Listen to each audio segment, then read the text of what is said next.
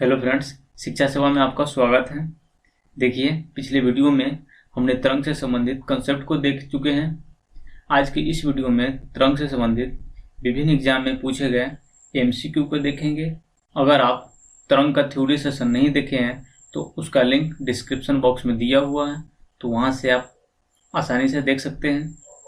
तो फ्रेंड्स, उस वीडियो को देख के ही आप इस वीडियो को देखिएगा ताकि इस वीडियो का क्वेश्चन आपसे आसानी से सॉल्व हो सके। तो आई होप आप वो वीडियो देख चुके होंगे। तो चलिए शुरू करते हैं आज का पहला क्वेश्चन। पहला क्वेश्चन है, आवृत्ति तथा आवर्तकाल का गुणनफल होता है। तो देखिए फ्रेंड, इसका आंसर हो जाएगा ऑप्शन ए। अब कैसे 1 होता है, देखिए हम जानते हैं कि n इक्वल टू होता है 1/t। अब यहाँ इसको 1 लिखिएगा, क्रॉस मल्टीप्लिकेशन कराइएगा तो हो जाएगा n गुने t इक्वल टू 1। तो यहाँ देखिए n क्या है, आवृत्ति है, और t आवर्तकाल है, और दोनों का बीच का जो गुणनफल है वो कितना है, 1 है। तो इस तरह इसका आंसर हो जाएगा ऑप्शन ए यानी 1। चलिए अगला क्वेश्चन है, प्रकाश तरंग इसके उदाहरण है। देखिए फ्रेंड्स, इसका आंसर होगा ऑप्शन बी, अनुप्रस्थ तरंग का। और एक चीज और याद रखिएगा कि जो ध्वनि तरंग होता है वो अनुदैर्ध्य तरंग होता है और प्रकाश तरंग होता है अनुप्रस्थ तरंग। चलिए नेक्स्ट क्वेश्चन है, दो क्रमागत श्रृंग यानी क्रेस्ट तथा गर्त यानी ट्रफ के बीच की दूरी होती है। तो देखिए, हम थ्योरी सेशन में डिस्कस कर चुके हैं कि दो लगातार श्रृंग और गर्त या दो लगातार संपीड़न और बेलन के बीच की दूरी क्या होता है, तरंगदैर्घ्य कहलाता है। तो इसका आंसर हो जाएगा ऑप्शन सी। अगर आप थ्योरी सेशन नहीं देखे हैं तो उसका लिंक डिस्क्रिप्शन बॉक्स में दिया हुआ है, तो वहां से आप थ्योरी सेशन देख के तब आप इस एमसीक्यू को टेस्ट लगाइएगा। चलिए नेक्स्ट क्वेश्चन है, इनमें से कौन विद्युत चुंबकीय तरंग नहीं है। तो देखिए फ्रेंड्स, हमने एक ट्रिक देखा था, उसमें क्या था, देखिए ये हमारा ट्रिक था। तो इसमें हमको चुनना है कि इस चारों में से कौन है जो विद्युत चुंबकीय तरंग नहीं है। तो देखिए जो भी लिखे हैं सभी विद्युत चुंबकीय तरंग है। देखिए आर से होता है रेडियो वेव, यानी रेडियो वेव विद्युत चुंबकीय तरंग है। उसके बाद देखिए एम से होता है माइक्रोवेव यानी सूक्ष्म तरंग, तो सूक्ष्म तरंग भी है। उसके बाद देखिए औरक तरंग, यानी देखिए आई से होता है इंफ्रारेड, यानी औरक तरंग भी विद्युत चुंबकीय तरंग है। एक ही ऑप्शन है डी जो कि विद्युत चुंबकीय तरंग नहीं है। तो इसका आंसर होगा ऑप्शन डी।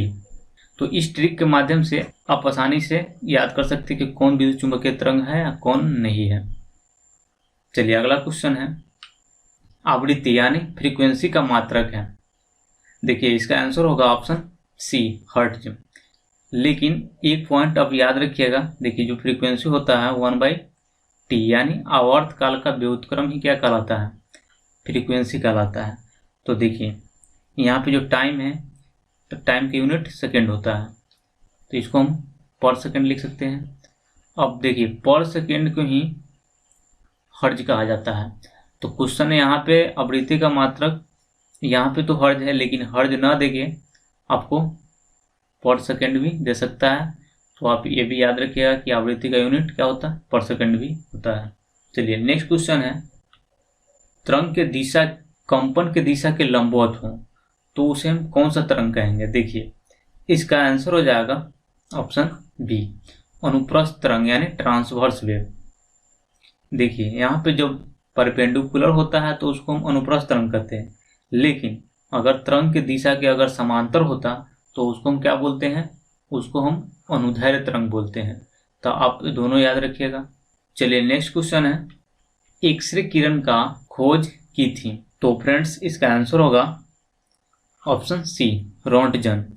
देखिए एक चीज यहाँ पे देखिए लिखा हुआ एक्सरे, सबसे पहले एक्सरे क्या है, ये विद्युत चुंबकीय तरंग है जिसकी खोज रोंटगन। तो इसका ईस्वी भी पूछा जाता है कि खोज कब किया था, तो 1895 में, ये भी याद रखिएगा। अब देखिए फ्रेंड्स एक चीज और बताते हैं आपको कि जो एक्सरे होता है इसका उपयोग होता है चिकित्सा क्षेत्र में। जितने भी चिकित्सा होते उपकरण, जैसे टूटी फूटी हड्डियों को पता लगाने में या सीटी स्कैन में, ये सभी में एक्सरे का उपयोग किया जाता है। तो ये पॉइंट आप याद रखिएगा। अगला क्वेश्चन है, भेदन क्षमता सबसे ज़्यादा होती है। तो देखिए फ्रेंड्स, हम ट्रिक लिखे थे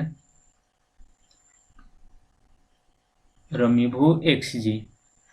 तो इसमें देखिए जो हम सीक्वेंस वाइज सजाए थे, तो इसमें देखिए लास्ट में क्या है, गामा किरण है। तो सबसे जो ज़्यादा भेदन क्षमता है किसका होता है, गामा किरण का। तो इसका आंसर हो जाएगा ऑप्शन बी, यानी भेदन क्षमता सबसे ज़्यादा गामा किरण का। अगर आपसे क्वेश्चन आ जाए कि सबसे कम भेदन क्षमता किसका होता है, तो सबसे कम होता है रेडियो तरंग का। और अगर तरंगदैर्घ्य की बात करें तो सबसे ज़्यादा तरंगदैर्घ्य होता है रेडियो तरंग का, और सबसे कम तरंगदैर्घ्य होता है गामा किरण का। तो आप इसको भी याद रखिएगा। चलिए अगला क्वेश्चन है, निम्न में किसका तरंगदैर्घ्य सबसे अधिक होता है। तो देखिए फ्रेंड्स, हम अभी चर्चा किए हैं कि जो सबसे ज़्यादा तरंगदैर्घ्य होता है किसका होता है, रेडियो तरंग का। तो इसका आंसर हो जाएगा ऑप्शन डी, यानी रेडियो तरंग। और सबसे कम किसका, गामा किरण का। चलिए नेक्स्ट क्वेश्चन है, सीटी स्कैन में किस तरंग का उपयोग किया जाता है। तो फ्रेंड्स, इसका आंसर हो जाएगा ऑप्शन बी, एक्सरे। एक्सरे किरण का उपयोग सीटी स्कैन में किया जाता है।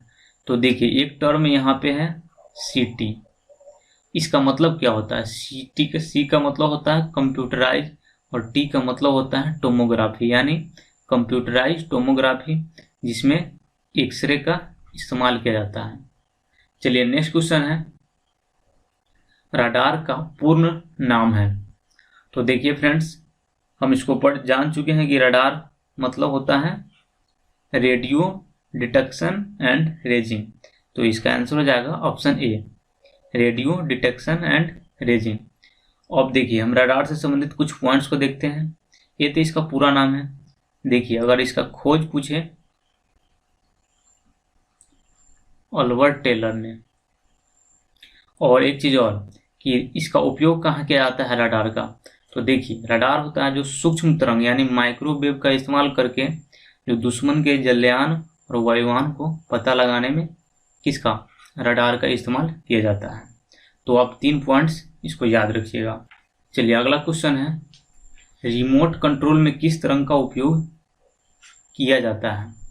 तो फ्रेंड्स, इसका आंसर हो जाएगा ऑप्शन ए, औरक तरंग यानी इंफ्रारेड वेव। और एक चीज़ और याद रखिएगा, औरक तरंग का इस्तेमाल कोहरे में फोटोग्राफी करने में भी किया जाता है। चलिए अगला क्वेश्चन है, फिंगरप्रिंट का पता लगाने में किस तरंग का उपयोग किया जाता है। तो फ्रेंड्स, इसका आंसर हो जाएगा ऑप्शन सी, यानी परावैंगनिक किरण।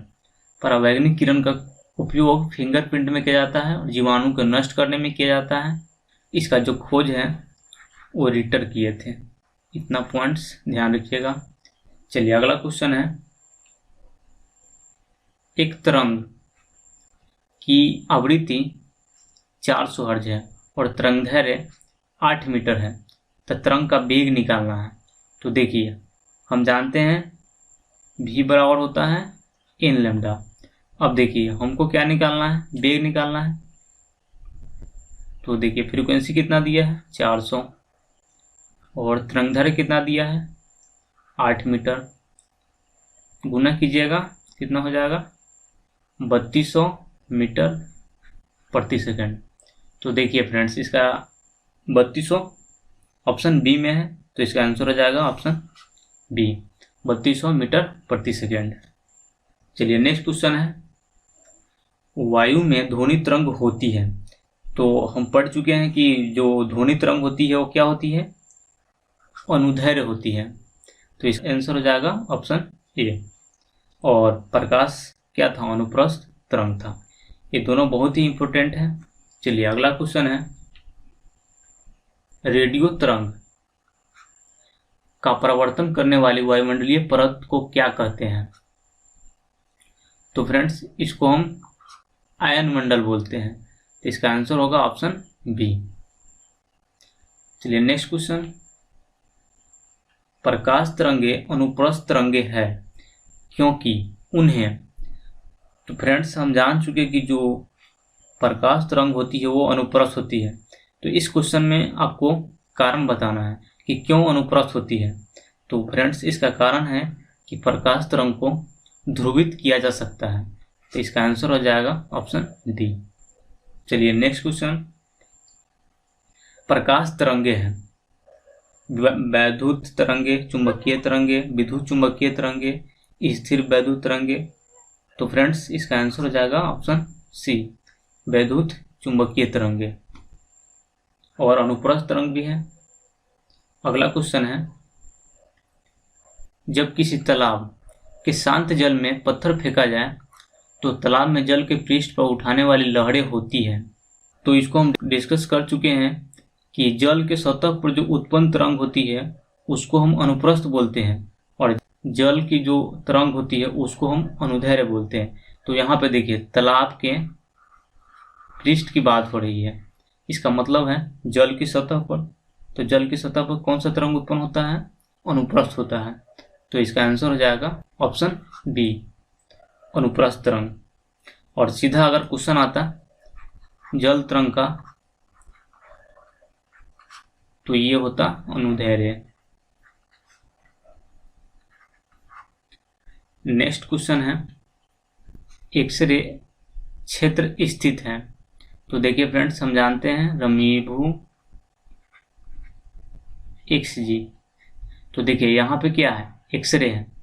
तो हमको यही तो चेक करना है कि किस विद्युत चुंबकीय तरंग के बीच में एक्सरे स्थित है। तो देखिए यहाँ पे यू है और यहाँ पे क्या है? जी है। इसी दोनों के बीच तो एक्स है। इसका मतलब यू क्या था? अल्ट्रा वायलेट, और जी क्या था? Gamma rays. तो इसका मतलब है परावैंगनिक किरण और गामा किरण के बीच में क्या स्थित है? एक्सरे स्थित है। तो इसका आंसर हो जाएगा देखिए ऑप्शन सी, सी इसका करेक्ट आंसर है। और देखिए एक्सरे के बारे में हम पहले डिस्कस कर चुके हैं। इसका जो खोज है 1895 ईस्वी में कौन किया था? रोंटगन किया था। और चिकित्सा में इसका इस्तेमाल किया जाता है। चलिए अगला क्वेश्चन है, प्रकाश के विद्युत चुंबकीय स्वरूप की खोज किसने की? तो फ्रेंड्स जो ईएम वेव है उसका खोज सबसे पहले मैक्सवेल ने किए थे। और बताते हैं कि जो ईएम वेव की जो चाल होती है वो प्रकाश के चाल के बराबर होती है। चलिए नेक्स्ट क्वेश्चन है, निम्नलिखित में से कौन सा विद्युत चुंबकीय तरंगों का गुण नहीं है? यानी आपको ईएम वेव से हमको देखना है कि इसमें कौन सा ईएम वेव का प्रॉपर्टीज नहीं है। तो देखिए ऑप्शन डी है, विद्युत चुंबकीय तरंग को आगे बढ़ने के लिए किसी माध्यम की आवश्यकता नहीं होती है। बिल्कुल सही बात है कि जो इलेक्ट्रोमैग्नेटिक वेव होती है उसका संचरण के लिए कोई माध्यम की आवश्यकता नहीं होती है।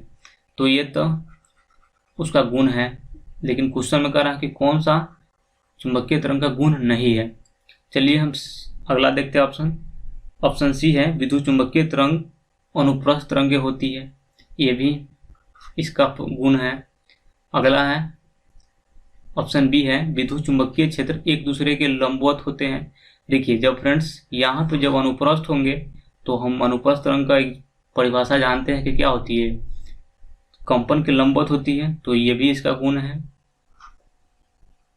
और अगला ऑप्शन है, विद्युत चुंबकीय तरंग व्यतिकरण तथा विवर्तन नहीं दिखाती है, ये है इलेक्ट्रोमैग्नेटिक वेव का गुण नहीं है। तो इसका आंसर हो जाएगा option A. Option A is correct answer है। तो फ्रेंड्स ये था तरंग से संबंधित पूछे गए एमसीक्यू।